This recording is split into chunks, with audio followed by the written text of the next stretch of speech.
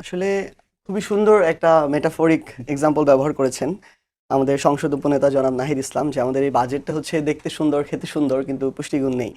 আবার আমাদের বিএনপি সংসদ সদস্য ভাই একটা কথা বলেছেন, আসলে এটার মধ্যে দিয়ে অনেকটা ফুটে ওঠে। সংসদে ওনাদের যখন আলোচনা হচ্ছিল যে সবই তো কমিয়ে দিল, তারা টাকা আসবে কোথা থেকে, এরকম একটা কথা আর কি। এটা কিন্তু ট্রু। আমি আজকে যখন এই বাজেট পর্যালোচনা করছিলাম, বিভিন্ন পেপারে দেখছিলাম, অধিকাংশ জায়গায় দেখা যায় যে সবকিছু আসলেই কমানো হয়েছে। কিন্তু আসলে এটা তখনই, এটা কমানোটা মাঠ পর্যায়ে অ্যাপ্লিকেবল হবে যখন এই যে বাজেটটা সরকারের 9,38,000 কোটি টাকার বাজেট, এর মধ্যে দুইটা পার্ট। একটা হচ্ছে সরকার রাজস্ব আদায় করবে 6,95,000 কোটি টাকা, আর প্রায় 2,43,000 কোটি টাকার মতো ঋণ নিবে। তাহলে এটা তখনই সম্ভব হবে যখন 6,95,000 কোটি টাকা রাজস্ব আদায় করা যাবে, এক। দ্বিতীয়ত, যখন এই 2,43,000 কোটি টাকা ঋণ নিতে পারবে। এখন এই দুইটো জায়গায় আমাদের কাছে মনে হয় এই দুইটাই বাস্তবসম্মত না। কারণটা হচ্ছে, এর পূর্বেও আমরা যতগুলো বাজেট দেখেছি, কোনো বাজেটেই এর চেয়ে কম, অনেক কম রাজস্ব আদায়ের লক্ষ্যমাত্রা দিয়েও ধারে কাছে পর্যন্ত যাওয়া যায়নি। সেখানে 6,95,000 কোটি টাকা রাজস্ব আদায় কিভাবে করবে এটার কোনো পলিসি আমরা সরকারের জায়গা থেকে পাইনি। সো এটার সবচেয়ে বড় দুর্বলতা হচ্ছে এই বাজেটের, যে আমাদের কাছে সবকিছু আছে কিন্তু এটা কিভাবে হবে এই পলিসিটা সরকারের পক্ষ থেকে দেওয়া হয়নি, এক। দ্বিতীয়ত হচ্ছে, আমরা যেটা বললাম ঋণের, এটা প্রায় 2.5 লক্ষ কোটি টাকা সরকার ঋণ নিবে। কোথা থেকে? দেশীয় ব্যাংক থেকে নিবে, বিদেশি ঋণ নিবে।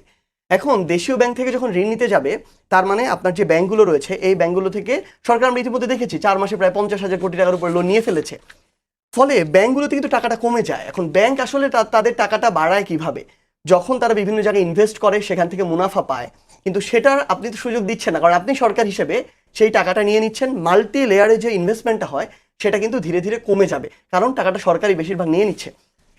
ফলশ্রুতিতে আপনার দেশের অর্থনৈতিক যে খাত, ব্যাংকিং খাত, এটা কিন্তু একটা ক্রাইসিসের মধ্যে পড়ে যাবে।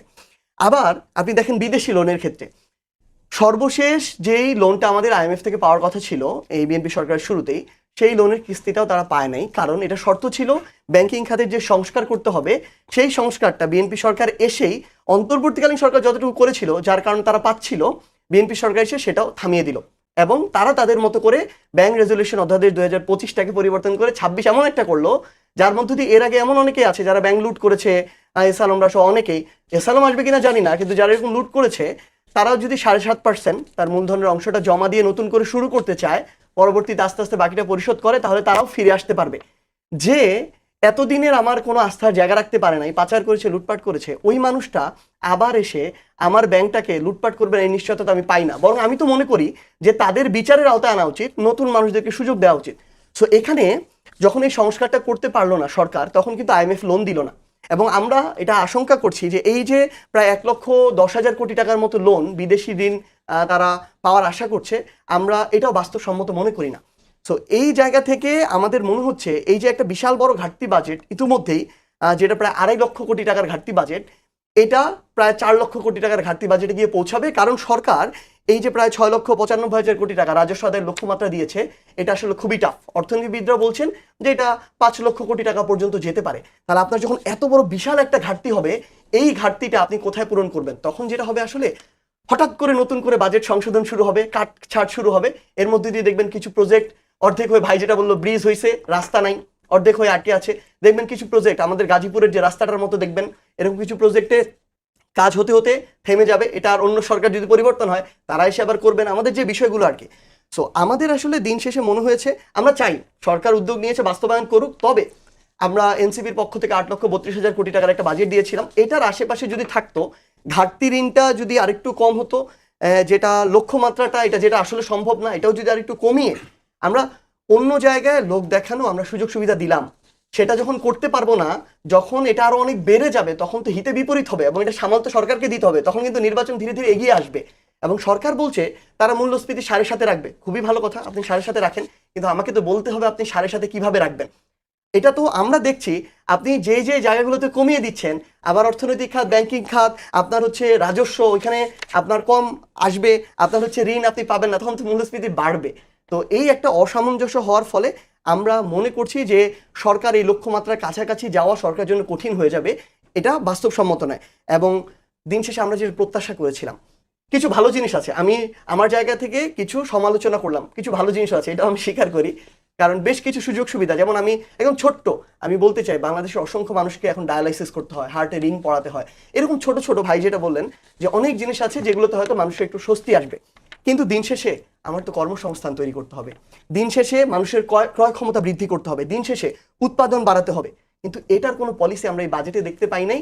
এই কারণে আমরা মনে করছি যে সরকার এই বাজেটটা কখনোই পূরণ করতে পারবে না, এটা বাস্তবসম্মত হবে না। ধন্যবাদ। লিঙ্কন ভাই, আমি আপনার কাছে আসি, সেটা হচ্ছে যে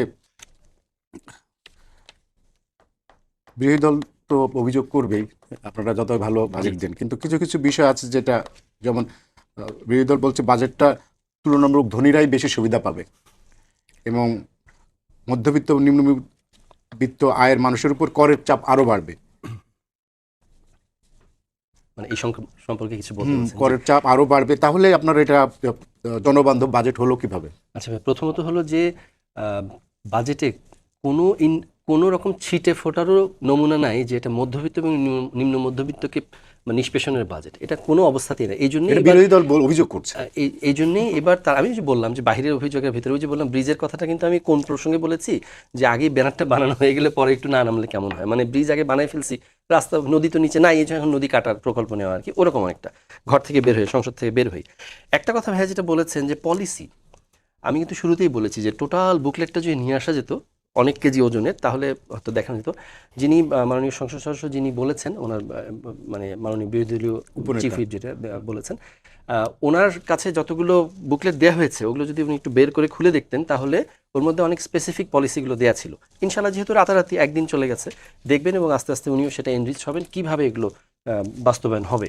আমাদের সরকার আসলে যতবার দায়িত্বে এসেছে, শহীদ রাষ্ট্রপতি জিয়াউর রহমান থেকে শুরু করে দেশনেত্রী বেগম খালেদা জিয়া, যখন তারা প্রথম আসলেন, যখনই মানে এক একটা ক্রাইসিসের সময়, মানে আগে একবার ফাঁকা করে গেছে জিয়াউর রহমান সাহেব, এসে একটা পুল করলেন, তাই না, আবার ফাঁকা করে গেল এরশাদ সাহেব, আবার ম্যাডাম জিয়া এসে পুল করলেন, এবার এসে তো ফাঁকা করে চলেই গেল হেলিকপ্টারে, এবার এসে ওনার পুল করার পালা। তো বলতে যেটা চাচ্ছি সেটা হলো পলিসিগুলো ওই 22 সালে বা 23 সালেও যখন 31 দফা দেওয়া হয়েছে, প্রত্যেকটার এগেনস্টে স্পেসিফিক পলিসি দেওয়া আছে, এবারও বাজেটে পুরো স্পেসিফিক পলিসি দেওয়া আছে। আমি যেটা বলেছি যে টাকা আসবে কথাই বলছি, এটা অনেকে ভাবছে যে এত সুন্দরও হতে পারে, এটাও হতে পারে, আসলে কি টাকা আসবে এগুলো। এখানে মজার ব্যাপার হলো উনি বললেন যে 5 লক্ষ কোটি টাকা পর্যন্ত টার্গেট ফিল আপ করা সম্ভব, তাহলে আপনি 8,32,000 কোটি টাকার বাজেট আপনি বা কেন দিলেন? ছায়া না, আমি যাবো, এটা বলছি যে ছায়া বাজেটে আপনার থেকে আমার 1,06,000 কোটি টাকার ডিফারেন্স, তো is it a big difference যে একেবারে সব গেল এরকম না বিষয়টা। আরেকটা যেটা আমি একটু বলতে চাচ্ছি, এই আপনি দেখেন ভাই খুব সুন্দর একটা কথা বলছেন আমাদের মাসুদ কামাল ভাই, যে উনি বলেছেন যে বাজেট কি, জিডিপি কি, এগুলো নিয়ে কিন্তু আসলে সাধারণ মানুষ অতটা চিন্তা করে না। আপনি যে খুব সিম্পলি দেখেন, জিডিপি যেটা গ্রস ডোমেস্টিক প্রোডাক্ট, এটা যে কনজামশন যেটা হয়, হোম কনজামশন, তারপর যেটা ইনভেস্টমেন্ট হয় আর গভর্নমেন্ট এক্সপেন্ডিচার, এগুলোর সাথে আপনার যে ট্রেড ডেফিসিটটা থাকে বা সারপ্লাস থাকুক, আমাদের এক্সপোর্টের মাইনাস ইম্পোর্ট, ইম্পোর্ট যেহেতু বেশি আমাদের ডেফিসিট, আমরা যদি এই ডেফিসিটটাকে কমাতে পারি, সারপ্লাসে যেতে পারবো কিনা আল্লাহু আলাম, আমাদের তো আশা আছে, তাহলে কিন্তু এই জিডিপিটা বাড়বে, তাই না, এই যে জিডিপি গ্রোথ বলে। তো আলটিমেটলি দেখেন, যে সময় 96,000 কোটি টাকার বাজেট দেখে আসলাম, আজকে কিন্তু 20 বছর পরে এসে 9,38,000 কোটি, 10 গুণ, তার মানে ওভার দ্য টাইম কিন্তু জিডিপি ধরা হচ্ছে 68 লক্ষ কোটি টাকা বা 70 লক্ষ কোটি টাকার আশেপাশে, যেটারই পার্সেন্টেজ নিয়ে আলোচনা হচ্ছে। তো আমি এখানে একটা জিনিসে আশাবাদী যে যেহেতু এইটা আপনার দেখেন বাড়ছে কোনটা, সিগারেটের দাম বাড়ছে, তাই না, তো অনেকে একজন দেখলাম যে এরকম মনে হয় ইয়েতেই দেখলাম ভাইরাল হয়েছে যে একটা জিনিসই ভেজাল মুক্ত ছিল, তো এটাই দাম বেড়ে গেল, তাহলে কেমন হলো, মানে বিষয়টা এরকম। তো যেটা বলতে চাচ্ছি যে আসলে এটা গরিব বা মধ্যবিত্ত মারার বাজেট কোনো অবস্থায় না, বরঞ্চ এটা সেই বান্ধব বাজেট। এবং আপনি যদি আজকেও, আমি কয়েকটা পত্রিকা দেখছিলাম আজকে, দেখতে যে আমি দেখেনি, আমি বের করি না, আমার দেশ শুরুটা কি লিখছে, উদ্যোক্তা ও তরুণ বান্ধব বাজেট। সো এটা আসলে উদ্যোক্তা কারা হয়, এটা কিন্তু এই মানে তরুণ উদ্যোক্তা তারা কারা হয়, তারা তো আসলে মধ্যবিত্ত নিম্ন মধ্যবিত্ত এই শ্রেণীটাই কিন্তু এই উদ্যোক্তাটা হয়। তো এটা মানে এক স্টেটমেন্টে জিনিসটা, কর্মসংস্থান আসবে কিভাবে সেটার বিষয়ে, কর্মসংস্থান আপনি যদি দেখেন, খেয়াল করে দেখেন, আমাদের এখানে শিল্প এবং কৃষি নির্ভর শিল্প যেগুলো, এবং কর্মসংস্থানের ব্যাপারে যেটা 1 কোটি কর্মসংস্থানের যে লক্ষ্যমাত্রা নিয়ে আছে, এটার মধ্যে অলরেডি ফেজ বাই ফেজ পলিসিগুলো দেওয়া আছে। তো আলটিমেটলি আপনার সেটা গভর্নমেন্ট রিক্রুটমেন্ট হোক, তারপরে কি বলে আপনার ম্যান পাওয়ার এক্সপোর্ট হোক, বা আপনার এখানকার যে এন্টারপ্রেনারশিপের মাধ্যমে হোক, তারপর যেসব জায়গায় আপনার ভ্যাকেন্সি আছে ওগুলোকে এনকারেজ করে হোক, এবং ভেতরে যে ইকোনমি, এই যে একটা কথা ভাই বললেন যে এখানকার যে প্রণোদনা বা যেগুলো দেওয়া হবে এতে ইনফ্লেশন বাড়বে, বিষয়টা কিন্তু এরকম না। আপনি যদি আপনি দেখবেন ইকোনমিক্স একটা ইয়ে আছে, যদি ব্ল্যাক মানি যদি হোম কনজামশনে যায় তাও কিন্তু ওইটা একটা সার্কুলেশন ইয়ে করে, কিন্তু ইনফ্লেশন বাড়ায় না। সো বেসিক্যালি ইনভেস্টমেন্ট ক্লাইমেট যদি ঠিক থাকে ইনশাল্লাহ উদ্যোক্তারা এবং ইনভেস্টররা এখানে আগ্রহী হবে, এর মাধ্যমে আপনার কর্মসংস্থানটা তৈরি হবে ইনশাল্লাহ। কামাল ভাই, হোসেন জিল্লুর রহমান উনি বলছে যে এই বাজেট ফিল গুড, শুনতে ভালো লাগে, কিন্তু লক্ষ্য বেশি, বাস্তব কৌশল কম। এবং উনি বলছেন যে এটা বাস্তবায়ন কিভাবে করবে সেই বিষয়টাও নিয়ে এক ধরনের দ্বিধায় উনি আছেন আর কি। আমি এই কমন পিপলের মতো আরো দু একটা কথা বলি, যে আমাদের গত 10-15 বছরের বাজেট আপনি ভাবেন একবার, শেখ হাসিনার আমলের বাজেট, অন্তর্বর্তী সরকারের আমলের বাজেট এবং এই সরকারের বাজেট, যে আগের বাজেটগুলিতে হোসেন জিল্লুর রহমান তো জ্ঞানী লোক, অর্থনীতির লোক, কেউ কি ফিল গুড পড়ছিল? বাজেট বড় কেন পারবে না ধরে নিলাম, কেউ তো পায় নাই।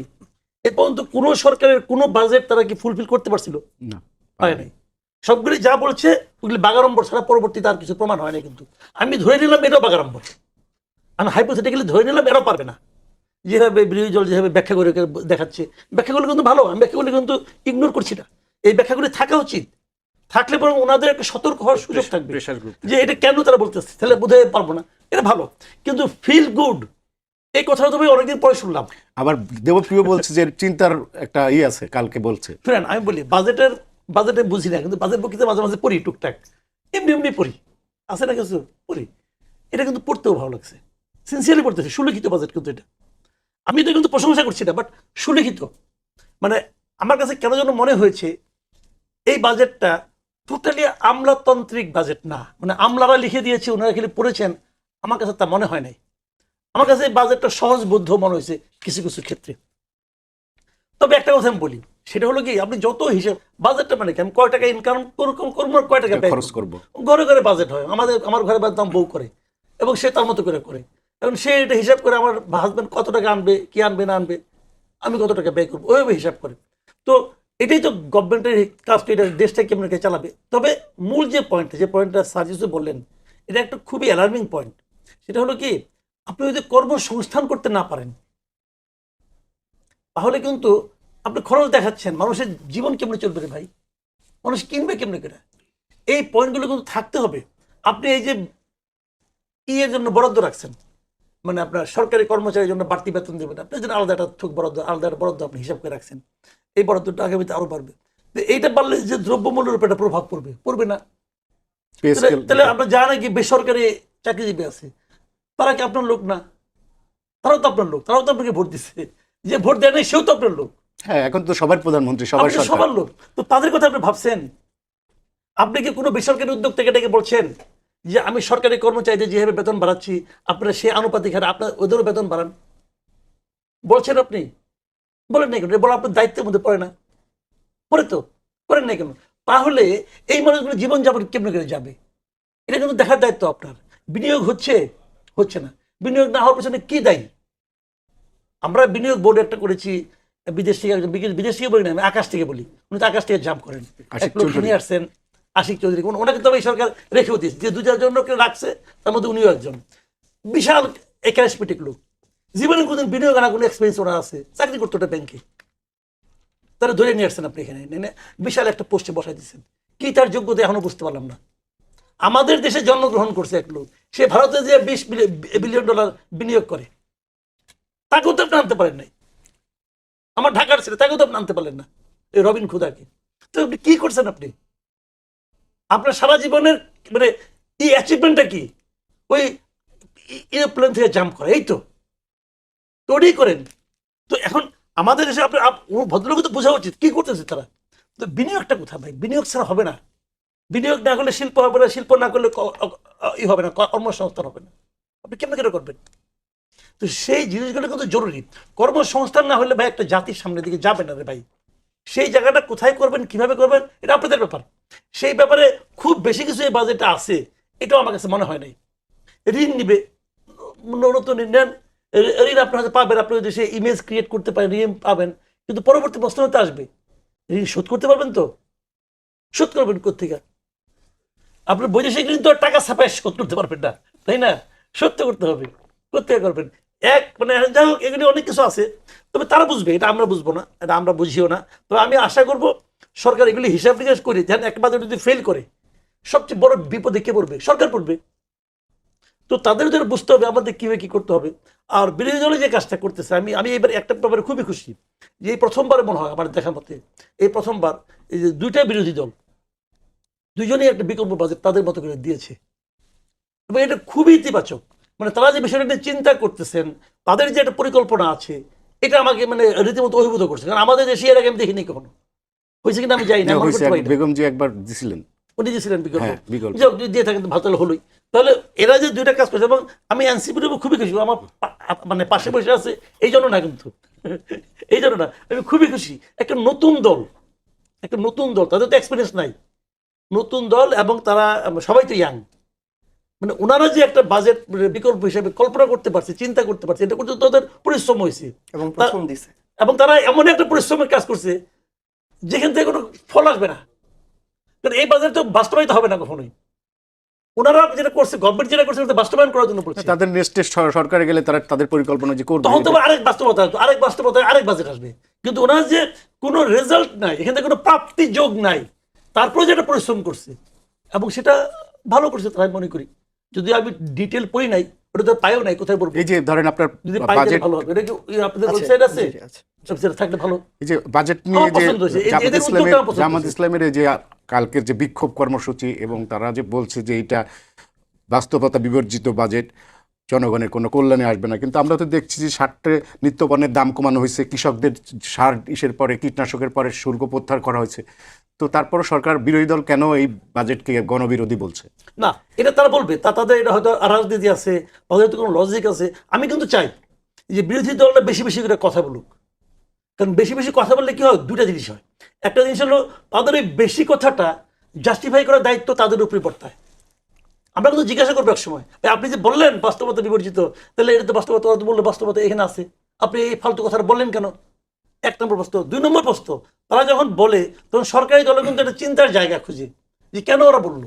ওরা তো একদম মূর্খ না, সবাই তো আর ওনাদের মতো, যে আমি হামজানে একজন আছেন না, ওনার মতো তো জ্ঞানী তো সবাই না, ওনারা তো কিছু কিছু জ্ঞানী লোক আছে রে ভাই, আছে না? তো তারা যখন কিছু একটা বলেন, তখনও কিন্তু এখানেও কিন্তু একটা কারণ থাকতে পারে। এটা গভর্নমেন্ট পার্টি খুঁজবে, দেখবে যে কেন তারা বললো। কাজে তারা বেশি বেশি কথা বলুক, এটা আমি চাই, এটা আমি চাই, কিন্তু বিশৃঙ্খলা না করলেই হয়। সার্জিস আলম, বিএনপির মহাসচিব এবং স্থানীয় সরকার মন্ত্রী বলেছেন যে এইটা অনেকদিন পরে অর্থনীতিকে গণতান্ত্রিক কাঠামোর মধ্যে আনার একটা বাজেট দিয়েছে, এবং ওনার হিসাবে মিলছে না বিরোধী দল কেন এত সুন্দর একটা বাজেটকে কেন বিরোধিতা করছে। এবং আরেকটা প্রশ্ন হচ্ছে, সরকার কিন্তু বাজেটে কালো টাকা সাদা করার কোনো সুযোগ রাখেনি। এই বিষয়গুলোকে আপনি কিভাবে দেখছেন? না, প্রথমত হচ্ছে খুব স্বাভাবিকভাবে তিনি ক্ষমতাসীন দলের মহাসচিব, তিনি তো বলবেনই গণতান্ত্রিক অর্থনৈতিক বাজেট এরকম কিছু। কিন্তু আসলে আমরা তখনই এখানে এই বাজেটে ডেমোক্রেসি দেখব, আমরা তখনই বাজেটে গুড গভর্নেন্স দেখব, বা সুশাসন দেখব, বা স্বচ্ছতা দেখব, বাস্তবায়নযোগ্য মনে করব, যখন আমরা ঠিক ওই পলিসিগুলো দেখতে চাইব, যেই পলিসিগুলা বা ওই পলিসিগুলো পাবো, যেই পলিসিগুলার কারণে এতদিন ধরে আসলে আমরা একটা ক্ষতির মানে যেই পলিসিগুলো না থাকার কারণে ক্ষতির মধ্য দিয়ে গিয়েছি, এবং ভালো ভালো যেই পলিসিগুলোকে পাত্তা না দিয়ে জাস্ট লুটপাটের একটা অর্থনীতি করে রাখা হয়েছিল এতদিন ধরে। আপনি দেখেন, মানে আমরা আসলে সরকারকে একদম তীক্ষ্ণ প্রশ্নবাণে জর্জরিত করব, এটা আমরা মোটামুটি মেন্টালি আমরা প্রিপেয়ার্ড, এটা আমরা করবই, কিন্তু ইলজিক্যাল না, লজিক্যালি। যেমন আমি আমার এই সরকারের কাছে আমাকে তার পলিসি দিতে হবে। এই যে এত লক্ষ কোটি টাকা পাচার হয়ে গেল, কোন পলিসিতে সেই টাকাগুলো ফিরিয়ে আনবে, আমাকে পলিসি দিতে হবে। আগামীতে তার যে দলীয় এমপি মন্ত্রী কিংবা অন্য যে কেউ হোক, তাদেরকে ব্যবহার করে আর যে পাচার করতে পারবে না, এটার জন্য তারা কোন পলিসি রাখছে। কারণ এই যে ফুটা যদি ঝুরি হয়, তাহলে যতই বিভিন্ন জায়গা থেকে রাজস্ব আনুক আর ঋণ আনুক, ঝুরি যদি ফুটা হয় তাহলে অর্থনীতি কোনোদিন ঠিক থাকবে না। আসলে এভাবে যদি পাচার হতে থাকে, আমাকে তাদের পলিসি দিতে হবে। এই সংসদে বিএনপির সংসদ সদস্য কয়েকজন মিলে প্রায় 3,000 কোটি টাকার বেশি ঋণ খেলাপি। আমাকে বলতে হবে যে এটা তারা কবের মধ্যে এই টাকাগুলো পরিশোধ করবে, কিভাবে পরিশোধ করবে। বিগত 4 মাসে আমরা এই ধরনের কোনো পলিসি লক্ষ্য করি নাই।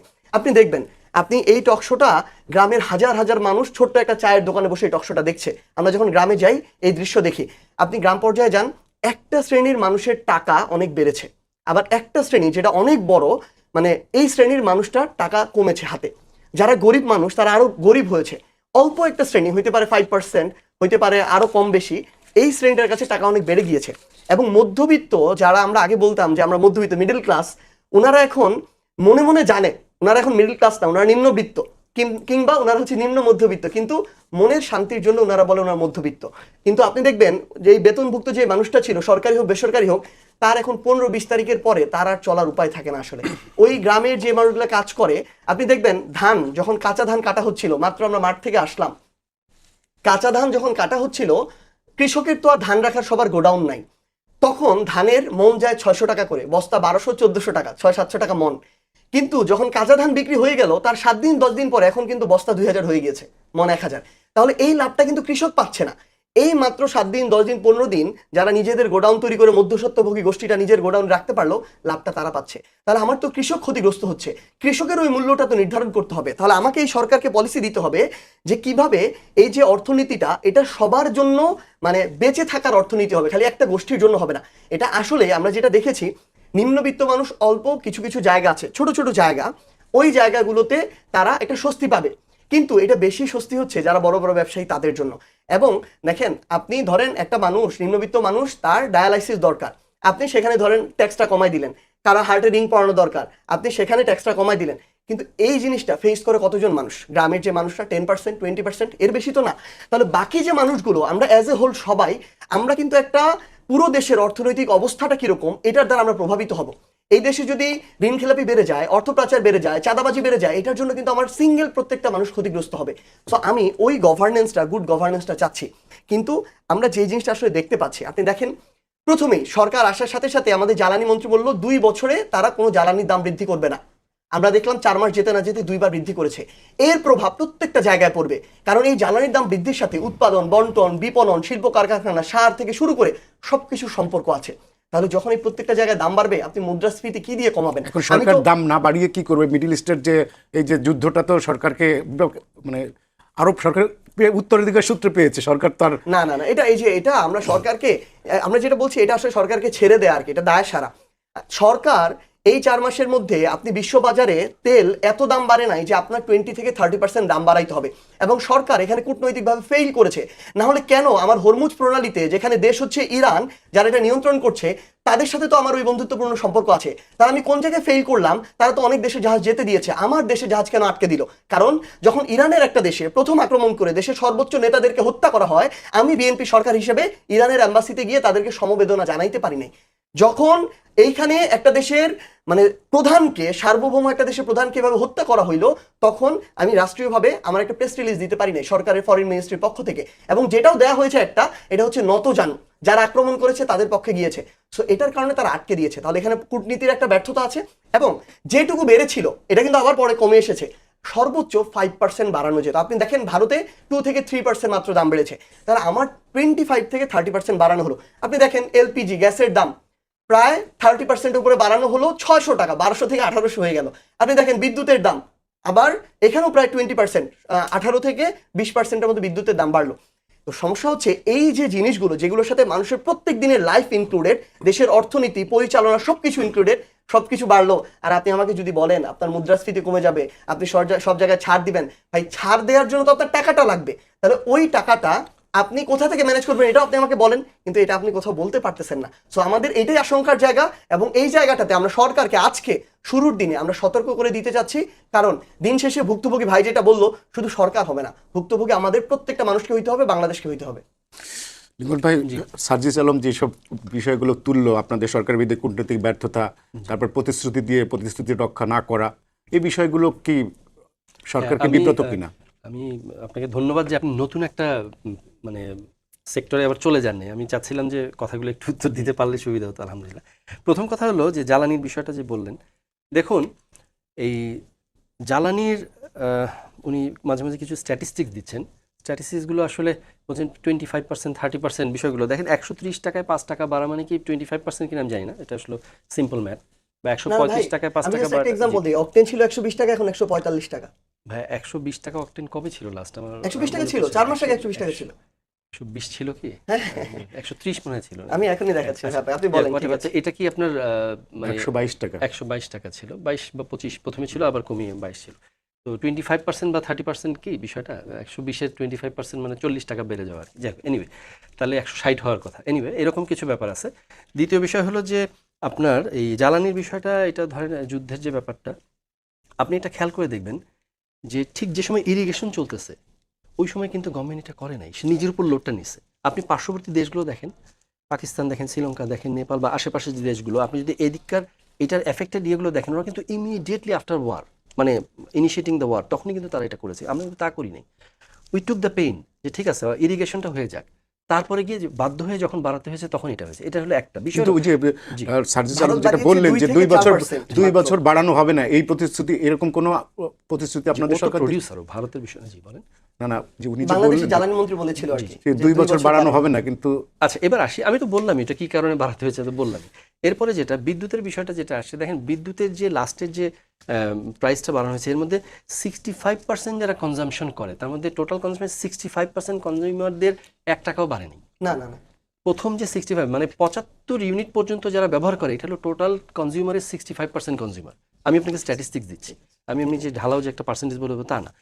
এরপরে যেটা হয়েছে, কয়েকটা স্ল্যাব আছে, এরপরে একটা স্ল্যাবে 1 টাকা 30 পয়সা, এরপরে 1 টাকা 31 পয়সা, 1 টাকা 68 পয়সা, তারপর লাস্টে 1% যারা কনজিউমার, যারা ড্যাম রিচ, তাদের জন্য 17 টাকা বাড়ানো হয়েছে ইউনিটে, মানে ওই ইউনিটের পরে গেলে।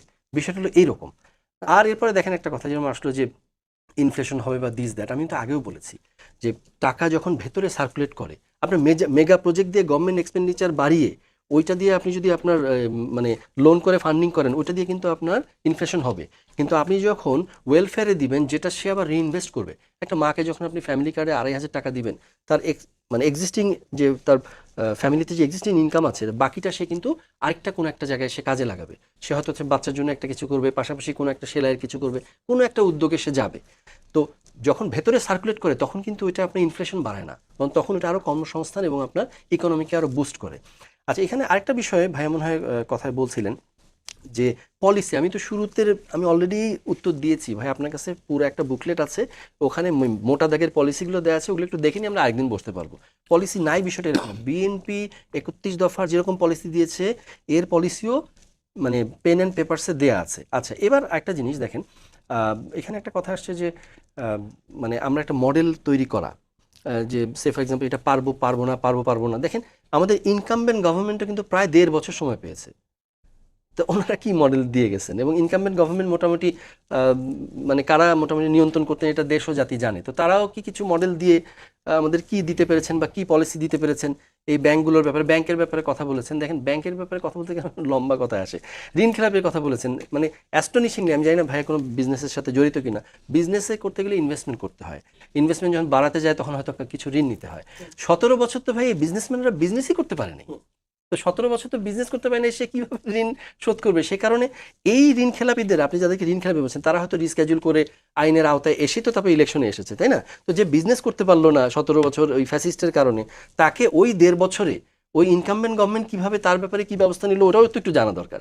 তারপর না এসে এখন তারা কিভাবে পরিশোধ করবে না কিভাবে রিশিডিউল করে তারা দিচ্ছে, এটা তো অবশ্যই এটা মানে এটা গল্পের বিষয় না, এটা পেন অ্যান্ড পেপারসেই সব কিছু আছে। এখন আপনি মনে হয় লাস্ট যেটা বলতে চাইলেন যে অভিযোগের বিষয়গুলো, আমরা আসলে খুবই হ্যাপি একটা কারণে, যে ওই যে ভাই বললেন না যে স্বস্তি পাচ্ছি, ফিল গুড, মানে এরকম, তাই না?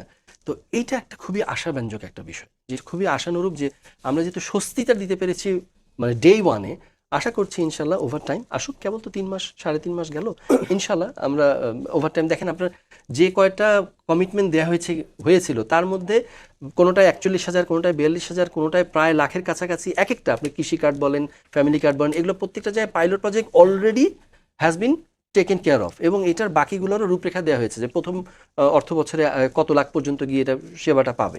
সো যেহেতু মানে স্বস্তি পাচ্ছেন এবং কাজগুলো শুরু হয়েছে, ইনশাল্লাহ আলহামদুলিল্লাহ ইনশাল্লাহ হবে। ভাই আমি একটু অ্যাড করি জাস্ট ভাইয়ের কথা, কয়েকটা জাস্ট তথ্য। প্রথমত হচ্ছে জ্বালানিতে আমাদের পেট্রোল, অকটেন, ডিজেল, এগুলোতে জ্বালানির মূল্য বৃদ্ধি পেয়েছে 20 থেকে 25%, ধরেন 120 থেকে 145, সেখানে 20% প্লাস, এরকম আর কি তিনটাতে। এলপিজি এবং গ্যাসের ক্ষেত্রে এটা প্রায় 30% প্লাস, 1200-র মতো ছিল অন্তর্বর্তীকালীন সরকারের শেষ সময়, এখন বর্তমানে 1800-র মতো, প্রায় 3 ভাগের 1 ভাগ বেড়েছে। বিদ্যুৎ বেড়েছে 16 থেকে 18% মূল্যটা ইউনিট প্রতি আর কি, গ্রাহক পর্যায়ে 16% আর 18% হচ্ছে বিজনেস পর্যায়ে আর কি।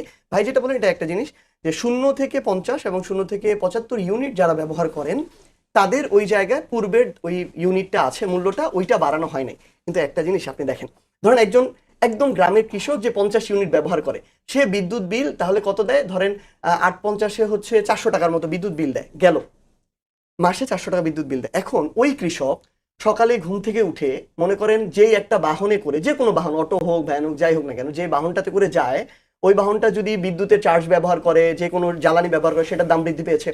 ওই কৃষক মাঠে ফসল ফলাইতে যাবে, সার কিনতে যাবে, সারের দাম বৃদ্ধি পেয়েছে, কীটনাশকের দাম বৃদ্ধি পেয়েছে, মজুরি বৃদ্ধি পেয়েছে, যেই জমি যার কাছ থেকে বর্গা নেয় তাকে টাকা বেশি দিতে হয়, তার প্রত্যেক দিনে তার সন্তানের জীবন ধারণ, পড়াশোনা, খেলাধুলা, খাওয়া দাওয়া সবকিছুর তো দাম বাড়লো। তাহলে শুধুমাত্র তার ওইখানে 400 টাকায় হয়তো 450 টাকা হইতো, ইউনিটেটা বাড়াইলে এই 50 টাকা কমে তো লাভ হইতেছে না।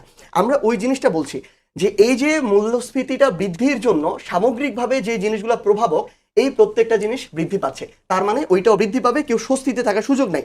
আরেকটা জিনিস হচ্ছে বিএনপি, ধরেন ভাই যেটা বললেন, আমিও ওই পলিসিগুলো দেখছিলাম। আসলে এই পলিসিগুলো হচ্ছে এর আগে যেরকম অলমোস্ট গতানুগতিক ছিল ওই গতানুগতিক পলিসি। এখন পেন এন্ড পেপারসে অনেক কিছু ভালো ভালো দেওয়া যায়। বিএনপিও তাদের নিজের দলীয় 31 দফায় দিয়েছে অনেক ভালো ভালো কথা, একটাও আল্লাহর রাস্তায় মানে না। প্রথম দফায় গুরুত্বপূর্ণ যেগুলো আমাদের সংস্কার প্রয়োজন সংবিধানে, সেগুলোর জন্য তারা সংবিধান সংস্কার কমিশন নিজেরা গঠন করতে চেয়েছিল।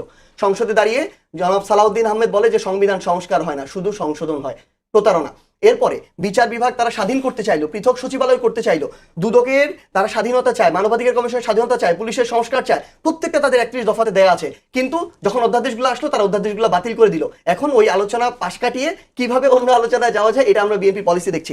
আবার আপনি আরেকটা জিনিস দেখেন, যেটা হচ্ছে এই যে বিএনপির জায়গা থেকে ভাই যেটা বললো যে যারা ঋণ খেলাপি ছিল ব্যবসা করতে পারে না, ফাইন, হইতে পারে, তারা একটা টাফ টাইমের মধ্য দিয়ে গিয়েছে। কিন্তু একটা জিনিস কি, ঋণ খেলাপি হয় শেষ সময় গিয়ে, যখন একদম সব স্টপ হয়ে যায়। তাহলে সেটাও যদি আমি বাদ দিই, বিগত 2 বছরে তারা তো বিজনেস করেছে। বিগত 2 বছরে তারা যেই ধাক্কাটা খেলো নির্বাচন করার সময় নিল, এর পূর্বে 1.5 বছরে তারা তো বিজনেস করলো, তারা তো কিছু দেয় নাই। আবার নির্বাচনের পরবর্তী 4 মাস গেল, এখন পর্যন্ত আপডেটে কারো কোনো কিছু দেওয়ার রেকর্ড নেই। সো আমাদের সন্দেহটা ওই জায়গায়, আমরা যদি তাদেরকে এক পা আগাতে দেখতাম আমরা আস্থা রাখতাম, আমরা যখন আগাতে দেখি না তখন আমাদের আস্থাটা কমে যায়। আরেকটা জিনিস বলি, যেটা হচ্ছে কি আসলে মাঠ পর্যায়ে যেটা আমরা ফেস করছি এখন ভাই, যে কোনো একটা বাজেট গেল, আজকে আপনি পেপারের শিরোনামে দেখেন অনেক বড় করে লেখা এসেছে, বগুড়ায় আমাদের প্রধানমন্ত্রী নিজের জেলা এলাকায় খাল খননে কোটি টাকার দুর্নীতির অভিযোগ আসছে, একদম মেইন শিরোনাম হিসেবে আসছে। এখন আমরা নতুন করে যেটা দেখছি যে মাঠ পর্যায়ে নতুন একটা ট্রায়ো তৈরি হচ্ছে। ট্রায়োটা কারা কারা?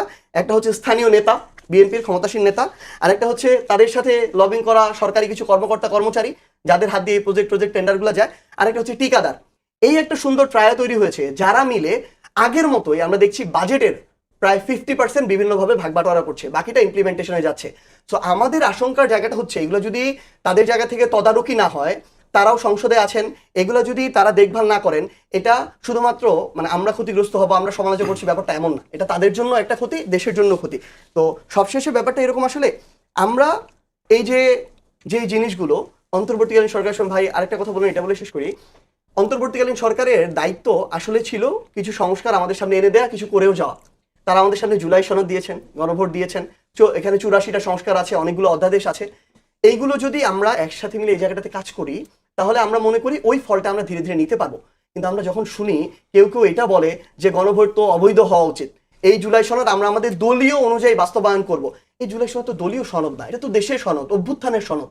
তাহলে তখন আমরা এই জায়গাটাতে আশাহত হই। এবং বিভিন্ন জায়গায় যেভাবে দলীয় নেতাকর্মীদেরকে বসানো হচ্ছে, আমরা একটা বিশাল বিশৃঙ্খলা দেখলাম ইসলামী ব্যাংকের এখানে, আমরা বিসিবির নির্বাচনে উত্তর কোরিয়ার মতো নির্বাচন দেখলাম, আমরা প্রত্যেকটা সিটি কর্পোরেশনে এবং আমাদের যে মেট্রোপলিটন যেগুলো আছে সেখানে আমরা নিজেদের দলীয় নেতাকর্মীদেরকে প্রশাসক দিতে দেখলাম। এই বিষয়গুলো আমাদের আস্থার সংকট তৈরি করে। কামাল ভাই, এই যে সরকার অনেক কিছুই ভালো করছে, কিন্তু কিছু কিছু বিষয় নিয়ে আসলেই প্রশ্ন আছে আপনার। যেমন আপনারা এখনো পর্যন্ত আপনি যদি দুর্নীতির বিরুদ্ধে আপনার জিরো টলারেন্স থাকে, দুদক কিন্তু এখনো গঠন হয়নি, সেই ভাঙা দুদকই আছে। তারপরে আপনার মানবাধিকার কমিশন, আপনি যদি গুড গভর্নমেন্ট চান, মানবাধিকার কমিশন নাই। তো এই বিষয়গুলো কেন সরকার দ্রুত করছে না এবং সিরিয়াসলি নিচ্ছে না, আপনার কাছে কি মনে হয়? আমি এগুলো বলবো, বলার আগে একটু, যেহেতু এখানে জ্বালানি তেল নিয়ে একটু মোটামুটি বাহাস হলো, তো এই ফাঁকে আমি এখন তো খুব সহজ হয়ে গেছি, চট করে কিন্তু গুগলে সার্চ করা যায়। আমাদের জ্বালানি তেলের দাম, মানে পেট্রোল, ডিজেল, এটা তুলনামূলকভাবে সারা দুনিয়ার তুলনায় বেশি না, একদমই বেশি না। কারণ আমাদের এটা একটা অটোমেশনের মাধ্যমে কিন্তু দাম নির্ধারিত হয়। সারা বিশ্ববাজারে কি দাম আছে এর সঙ্গে তুলনা করে প্রতিনিয়ত চেঞ্জ হয়। আমাদের এখানে এই সিস্টেম চালু হয়েছে, এটা খুব পজিটিভ। ভারতের তুলনায় আমাদের জ্বালানি তেলের দাম কম। আমি এখানে হিসাবটা দেখলাম, আমাদের এখানে পেট্রোলের দাম হলো 140 টাকা, ভারতে হলো 102 থেকে 111 রুপি, মানে স্টেট টু স্টেট ভ্যারি করে। কারণ ওদের আবার জিএসটি আছে, স্টেটের একটা ট্যাক্স আছে, যে কারণে ভ্যারি করে। ওইটা যদি আমাদের টাকায় কনভার্ট করি, ওদের হয় সর্বনিম্ন 145 আর সর্বোচ্চ 158 টাকা, আমাদের হলো 140 পেট্রোলের দাম। এটা হচ্ছে বড় কথা হলো ডিজেলটা, এটা মোর ইম্পর্টেন্ট। ডিজেল ওদের দাম হলো 95 টাকা 20 পয়সা থেকে 97 টাকা 80 পয়সা। মানে যেমন আপনার দিল্লিতে 95 টাকা 20 পয়সা, আবার মুম্বাইয়ে 97 টাকা 80 পয়সা, মানে ডিজেল। ওটা আমাদের টাকায় কনভার্ট করলে সর্বনিম্ন 135 টাকা এবং সর্বোচ্চ 140 টাকা, যেখানে আমাদের ডিজেলের দাম হলো 115 টাকা। কাজেই তার মানে আমরা কম কম আমরা ওদের চেয়ে কম, আমাদের একটা জিনিস আমাদের যদি বলবো, একটা লাইন অ্যাড করি শুধু, মানে তুলনামূলক এখন যদি আমরা দেশ ওয়াইজ চিন্তা করি কম আছে, কিন্তু সমস্যাটা যে জায়গায় আমরা বলছি, মানে এই যে সংকটটা গেল একটা বৈশ্বিক সংকট, এটার পরে ভারতে দাম বেড়েছে 2 রুপি 3 রুপি স্টেট ভেদে, বাংলাদেশে দাম বেড়েছে 20 টাকা 25 টাকা। এই আচ্ছা জায়গায় মাসুদ পার্থক্য। ভাই, আমরা আগে সাবসিডি দিতাম বেশি। আমার হ্যাঁ, সময় subsidy কম, আপনি 2 মিনিটে ভারতে শেষ 5 করতে হবে। হ্যাঁ। 2 মিনিটে শেষ করেন। 2 মিনিটে শেষ করি। দেখেন, আমি এই সরকারের কাছ থেকে আমি যে সবচেয়ে বেশি আশা করি, একটা গুড গভর্নেন্সের সবচেয়ে বড় বৈশিষ্ট্য আমি যেটা মনে করি, দুর্নীতি কমানো, দুর্নীতি নিয়ন্ত্রণ করা, দুর্নীতিবাদদেরকে ধরে সাজা দেওয়া, এটা খুব গুরুত্বপূর্ণ। এই সরকারের সবচেয়ে বড় ব্যর্থতা যদি আপনি আমাকে বলেন, সেটা হলো 4 মাস হয়ে গেল তারা দুদকটাকে গঠনই করতে পারলো না। এটা খুবই আনফর্চুনেট। আগে যে দুদকটা ছিল অন্তর্বর্তীকালীন সরকারের আমলে, তারা যখন সবাই একযোগে পদত্যাগ করলো, তখন এটা কিন্তু স্পষ্ট যে সরকারি যাদের পদত্যাগ করতে বলেছে। তার মানে সরকার লোক নিজের লোক রেডি না সরকারি- করে পদত্যাগ করতে পারছে। আপনাদেরকে পদত্যাগ করে নৌকা খালি করে দিলেন। একজন লোক নৌকা চালাচ্ছে, ভালো চালাচ্ছে না, বলে ভাই তুমি তো চালাচ্ছ না ভালো, তো ওদেরকে তুমি নেমে যাও, ওরা ঝাঁপ দিয়ে নদীতে নেমে গেল, তো নৌকা এখন ধরবে কে? এখন তো নৌকা খালি ঘুরে, তো আপনি আরেকজন মানে মাঝি ঠিক না করে ওদেরকে নামাই দিলেন কেন? তো ওরা চলতো, কিছু না চলাতে চলতো। তো এইটা হলো সরকারের, আমি মনে করি এটা ভয়ঙ্কর একটা ব্যর্থতা। এই ব্যর্থতার কোনো সীমা হয় না। কেন তারা দুদক, তারপরে দুদক আমি পাচ্ছি না, তার মানে কি? আপনি দলীয় লোক নিয়োগ করতে হবে কেন? আপনি দলের বাইরে রাখেন। দুদকটা কখন, বাংলাদেশে দুদক মানে হলো সরকারি দলের দুর্নীতিকে সার্টিফিকেট দেওয়া। আমরা দিন ধরে দেখে তাই আসছি। দেখছি, clean তো check আমরা দেয়া এই সরকার। সরকারের কাছে ভালো কিছু আশা করি। তো সেটা হচ্ছে দলীয় লোক নিয়োগ করেন। ওই যে মোস্তাকুর রহমান মতো লোক যদি বাংলাদেশ ব্যাংকের গভর্নর বানাইছেন, এটাতে সরকারে কি 1 পয়সার সুনাম বৃদ্ধি হয়েছে? 1 পয়সা? তাকে জবাবদিহি করতেই হবে। মানে এই লোক যতদিন থাকবে জবাবদিহি করতে হবে। ডক্টর খলিলকে পররাষ্ট্রমন্ত্রী বানাইছেন, সরকারে 1 পয়সা সুনাম বৃদ্ধি হয়েছে? হয় নাই। দুদক ঠিক করতে পারছেন না, কোনো লাভ হয়েছে আপনার? আমি আমার হাতের সময় 1 মিনিটে আপনার বলতে হবে। আচ্ছা, আমি একদম শেষ করে দিই। সেটা হলো হ্যাঁ। প্রথমে যে ভাইয়া জুলাই সনদের কথা আনছেন, আমি কেন জানি আসলে এটা আনবো না করে নিয়ে আসা হয়। দেখেন, যেটা আমরা সবাই সই করেছি, 33টা রাজনৈতিক দল সই করেছি। এখানে আপনার ওই যে ভাই যে বলেন 84টার কথা, এর মধ্যে 47টা ছিল, 47 বা 48টা ছিল মূলত সংস্কারের বিষয়। তার মধ্যে এই 47টা যখন ওই অধ্যাদেশ হলো, অবৈধ অধ্যাদেশটা হলো রাষ্ট্রপতি দিয়ে, যদিও রাষ্ট্রপতি নিয়ে অনেক কথা, একসময় শপথের সময় ভালো লাগছে, এখন ভালো লাগে অধ্যাদেশগুলো না। অবৈধ তো- বলতে না, আমি বলছি রাষ্ট্রপতি যে আদেশটা দিয়েছে, আচ্ছা, অধ্যাদেশ না, আদেশটা দিয়েছে, ওটা অবৈধ আদেশ। এই 47 থেকে ওখানে 30 হয়ে গেছে, কোনো এক অজানা কারণে, এবং নোট অফ ডিসেন্ট ছিল না। এখানে কিন্তু সবাই মিলে সই করেছে সংবিধান সংশোধন সাপেক্ষে সংস্কারের বিষয়সমূহ। এখানে কিন্তু সংবিধান সংশোধন সাপেক্ষে বলা হয়েছে, ছুঁড়ে ফেলার কথা বলা হয়নি।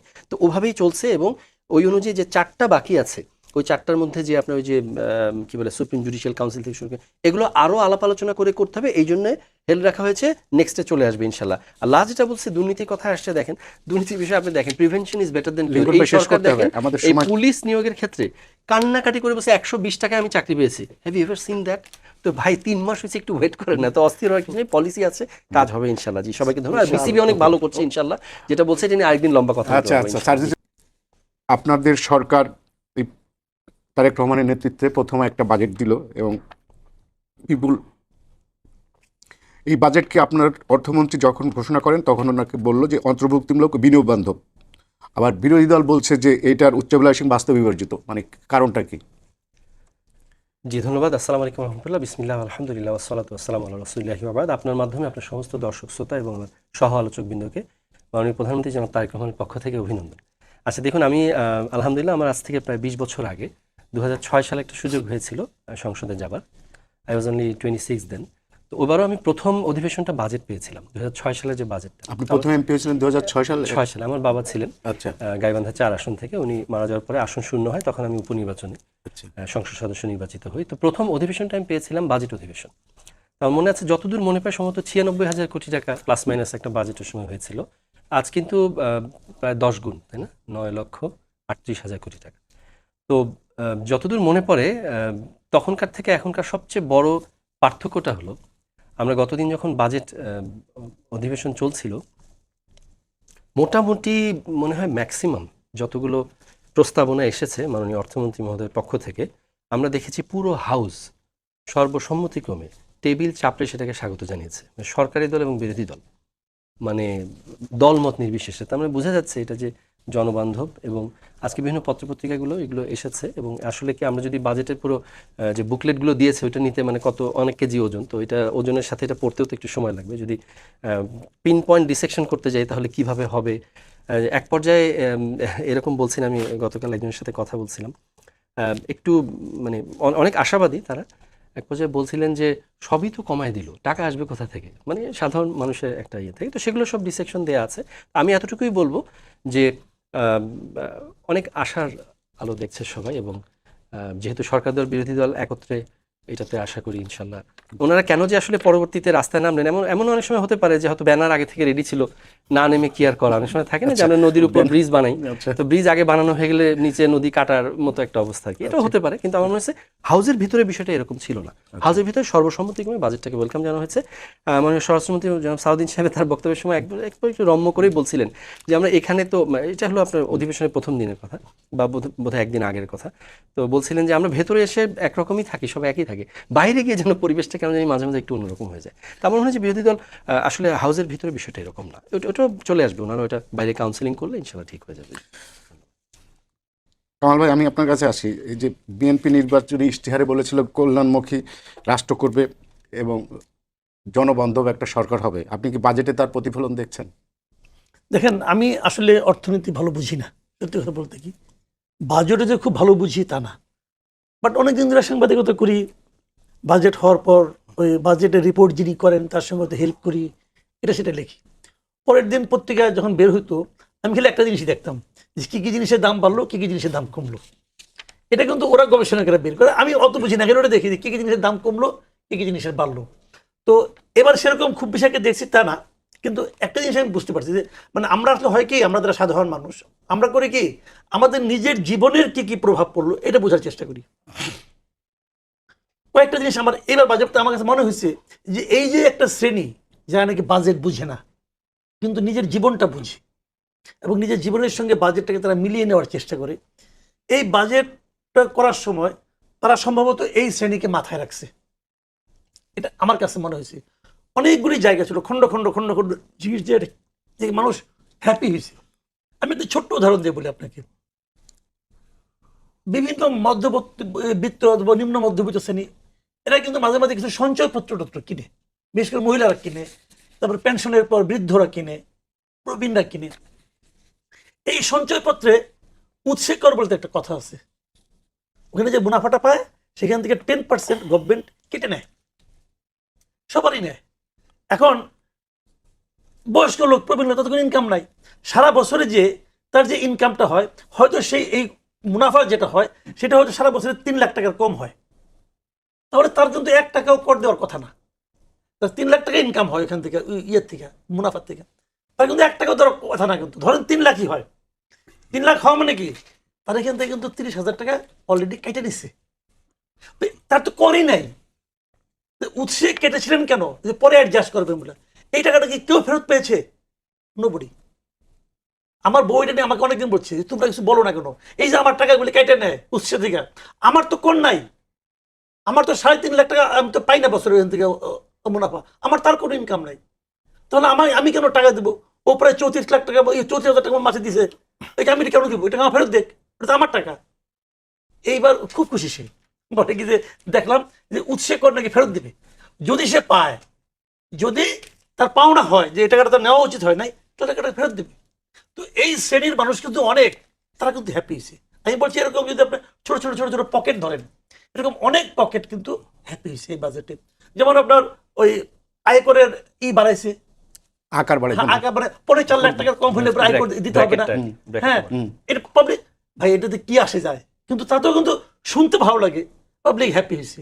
ব্যাংকে আপনার যখন নাকি যে কোনো সময় ব্যাংকে সারা বছরে যে কোনো সময় আগে যদি 3 লাখ টাকা থাকতো, তাহলে সেখান থেকে তারা একটা ট্যাক্স নিত, আবগারি শুল্ক হিসেবে নিত। ওটা এখন 4 লাখ টাকা করছে। ভাই আমার 3 লাখ টাকা কখনো থাকে না, 4 লাখ টাকা কখনো থাকবে না, কিন্তু মানুষ কিন্তু এভাবে হিসাব করে, যদি কখনো 4 লাখ টাকা জমা হয়ে যায়, 3 লাখ টাকা জমা হয়ে তাহলে আবগারি শুল্ক কাটবে, ওরা কাটবে। তো এগুলিতে গভর্নমেন্টের খুব, যেমন আপনি আমি আমি আমার নিজের বলি, আমি সংসার চলাই কেমন কিনা, আমি তো কোনো চাকরি করি না, আমি টকশো করি, আপনারা কিছু অনারিয়াম দেন, এটা নেই। আর তার সঙ্গে আমার একটা ইউটিউব একটা চ্যানেল আছে, ওখানে কিছু ইনকাম করি, আমি কিন্তু এটা দিয়ে সংসার চালাই। নামটা বলে দেন, সবাই জেনে যাবে। না ওই বিজ্ঞাপনটা করতে যাচ্ছি না। ঠিক আছে, বিজ্ঞাপনটা করতে যাচ্ছি না। তো আমি সংসার চালাই, এটার উপরে কিন্তু 7.5% একটা ট্যাক্স বসাইছিল, ওইটা আবার তো এই সরকারের বাজেট এটা উঠাই নিছে। তা আমি তো পার্সোনালি হ্যাপি। মানে আমি বলতে চাচ্ছি কি, প্রত্যেকটা পকেট করে এরকম মধ্যবিত্তের জন্য অনেকগুলো পকেটে ওনারা কিছু পজিটিভ হাত রাখে। এখন এই পকেটগুলো দিয়া সামগ্রিকভাবে দেশের উন্নয়ন কতটুকু হবে না হবে, এটা অর্থনীতিবিদরা ভালো বলতে পারবেন। অর্থনীতিবিদ তো আমি না, কাজে আবার বলবে কি, হ্যাঁ আপনি সব জানতেন না, আপনি তো সব জানতেন না, স্বীকার করে নিচ্ছি এখন। কাজেই ওটা অর্থনীতি। হ্যাঁ, যদি 15 সেকেন্ড অ্যালাউ করেন, মানে আমি মাঝখানে বলি জাস্ট ওইটা সাপ্লিমেন্ট করার জন্য, দেখেন এখানে যে 3 লক্ষ টাকা, এটা শুধু ইনকাম নেই, ট্যাক্সেবল ইনকাম, মানে ইনকাম আরও বেশি ওখান থেকে ট্যাক্সেবল 3 লক্ষ হলে তারপরে সেটা। আর সবচেয়ে বড় কথা যেটা ফেরত পাবেন, এটা আমার বাসায়ও কিন্তু একই কথা, যে আমার উৎসে কেটে নিছে। মজার ব্যাপার হলো এটা কিন্তু কারো কাছে ধর্ণা দিতে হবে না, এটা অটোমেটিক রিফান্ড হবে। সো এটা that is what is the. আচ্ছা সার্জিস আলম, আমি আপনার কাছে আসি। আপনার শীর্ষ নেতা দলের উনি বলেছেন যে এই বাজেট বলছে চানাচুরের মতো, খেতে ভালো লাগবে কিন্তু পুষ্টিগুণ থাকবে না। তো এই বাজেটে আপনার কিসের ঘাটতি দেখছেন আপনার দল? আপনাকে অসংখ্য ধন্যবাদ।